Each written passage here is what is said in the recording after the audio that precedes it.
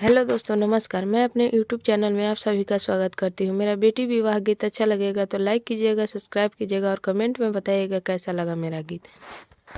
Panama ऐसना हम पातर हो पापा, फुलावा ऐसना सुकवार,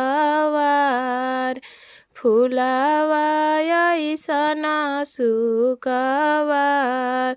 पनामा ऐसना तुहु पातर ए बेटी, फुलावा ऐसना सुकवार, फुलावा ऐसना सुकवार।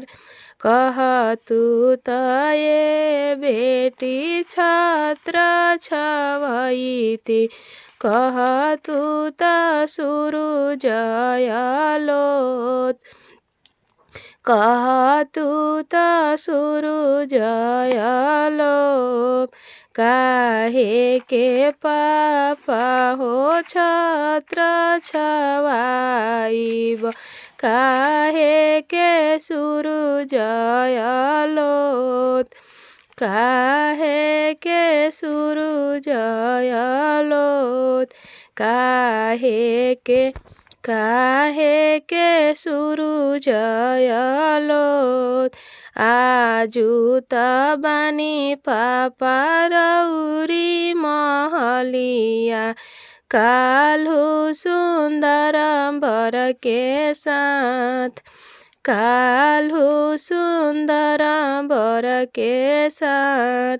खोरवन बेटी दूधवा पियवनी, दहिया खियनी छालीदार, दहिया खियवनी छालीदार।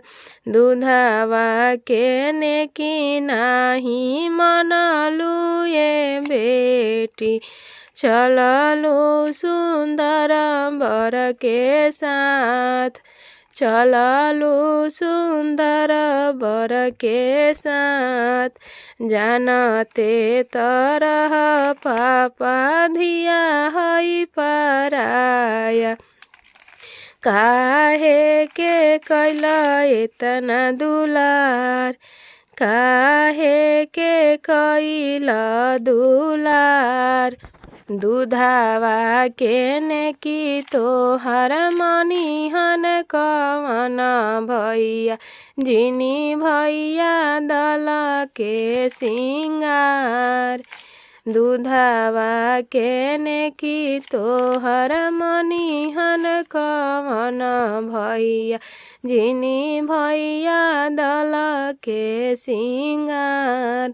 पनामा ऐसना तुहु पातर ए बेटी, फुलावा ऐसना सुकवार, फुलावा ऐसना सुकवार। कहतु त ए बेटी छत्र छवैती, कहतु त सुरुज आलोप, कहतु त सुरुज आलोप।